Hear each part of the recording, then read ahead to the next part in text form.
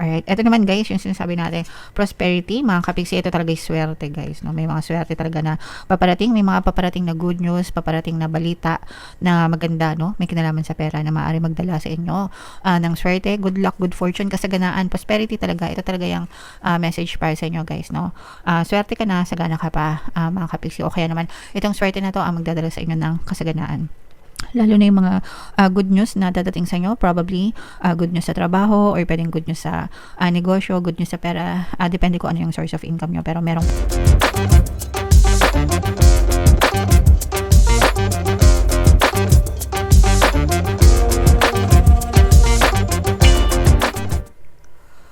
Hello guys, hello Pisces, welcome back to Pinay Pixie Tarot. Ang pamagat ng episode natin for tonight is Full Moon Kapalaran para ngayong November para sa Pisces, Sun, Moon, Rising Sign, and Venus. Yung ating full moon guys, ngayong November ay sa November 5, tapos yung next na full moon naman natin ay sa December 4 mga kapigsi. So ang reading na to ay para sa period na yan. Super moon din ang ating full moon ngayong November, and ang pamagat ng ating full moon ay Beaver Moon. So grabe ito guys. Ito yung moon message para sa inyo, and unang message pa lang guys, prosperity agad, no? Prosperity lies ahead.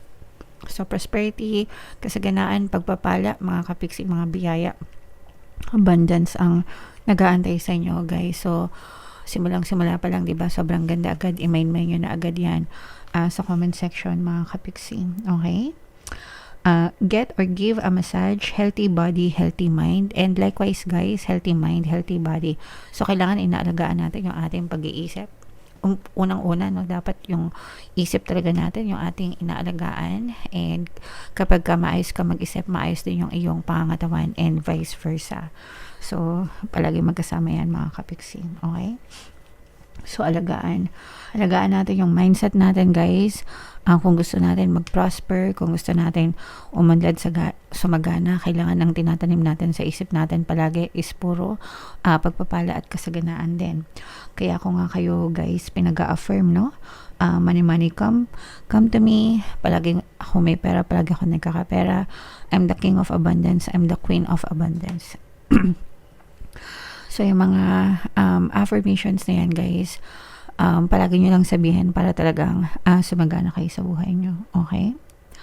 Additional meanings nitong card na to guys, you will soon be able to afford the thing you're dreaming of. So yung mga bagay na gustong-gusto nyong mabili, yung mga minimithi nyo, yung mga gustong-gusto nyong makamit sa buhay nyo guys, no? iPhone 17 Pro Max at kung ano-ano pa mga kapiksi, no? So yeah, so very soon kayang-kaya nyo siyang ma-afford mga kapiksi. Dadating din yung time guys na kapag namimili kayo and hindi na kayo masyadong nag-aalala sa tag price, no? Nung nakakabit dun sa mga pinamimili nyo. So masarap yung ganong pakiramdam. O kaya naman kahit na tingnan nyo yung tag price, alam nyo na kayang-kaya nyong bilhin yung mga gamit na yun mga kapiksi. So yeah. Excuse me. Getting clear on what you value most will definitely help you find peace. Kapag ka alam mo yung mga bagay na importante sa'yo, yung mga bagay na binovalue mo mga kapiksi, and dun ka lang nagfo-focus, definitely guys, makakita ka ng kapayapaan sa buhay mo.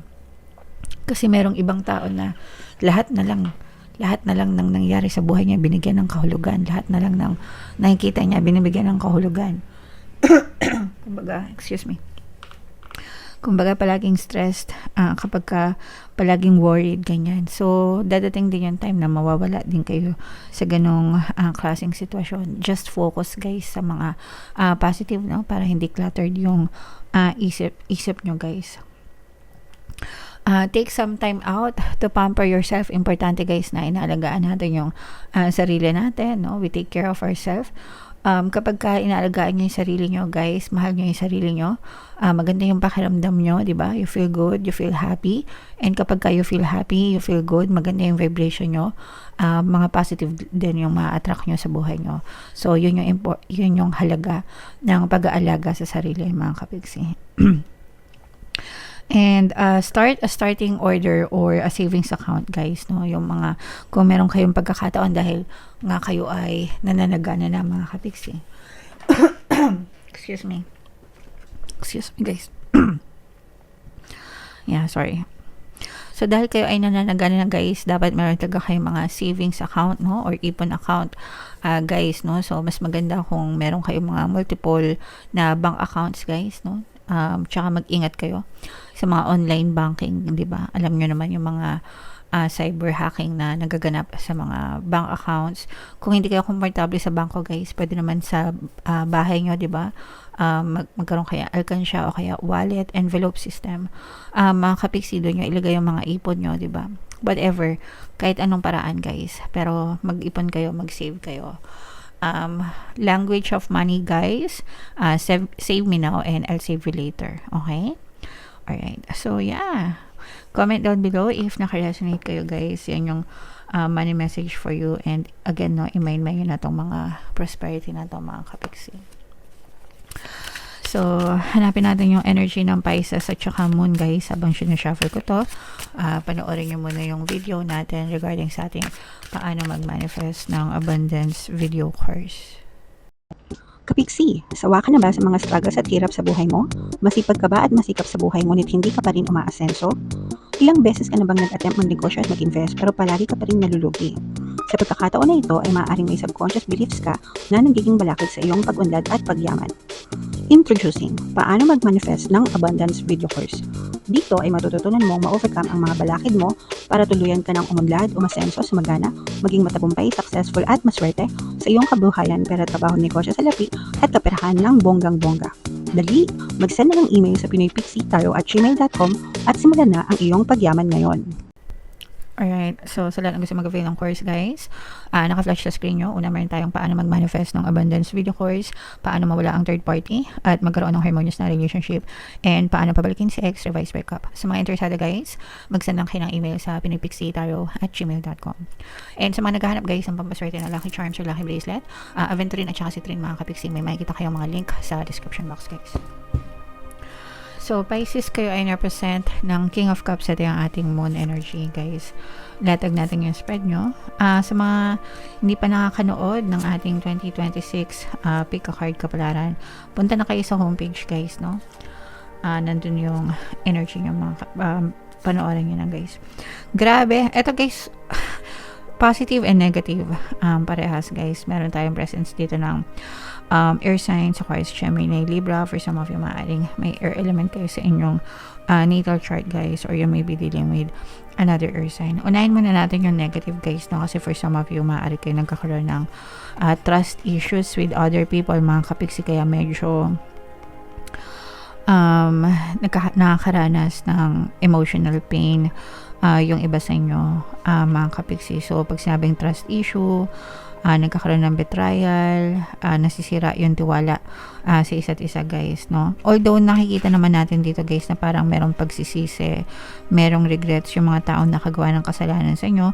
Pwedeng sa ano din to, guys, I'm sensing na pwedeng romantic relationship, especially kung yung person mo is mas bata sa'yo, para may pagka-immature, ganyan, or nakakabatang kapatid. For some of you, guys, maaring, or parang kaibigan mo na tinuring mong kapatid na mas nakakabata sa inyo. But definitely, this is somebody who is younger than you, mga kapiksi. And again, no, parang nasira yung tiwala nyo, nagkaroon kayo ng issues, nagsira yung tiwala. But nararamdaman din natin yung pagsisisi nitong person na to sa nagawa niya sa inyo, mga kapiksi. Yun nga lang, for some of them, parang hindi siya nagsusorry sa inyo gawa ng konsensya, guilt, no?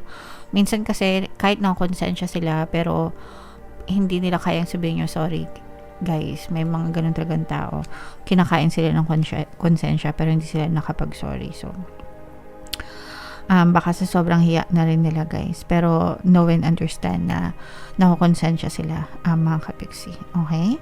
Alright, ito naman, guys, yung sinasabi natin, prosperity, mga kapiksi, ito talaga yung swerte, guys, no? May mga swerte talaga na paparating, may mga paparating na good news, paparating na balita na maganda, no? May kinalaman sa pera na maaari magdala sa inyo ng swerte, good luck, good fortune, kasaganaan, prosperity talaga. Ito talaga yung message para sa inyo, guys, no? swerte ka na, sagana ka pa, mga kapiksi. O kaya naman, itong swerte na to ang magdadala sa inyo ng kasaganaan.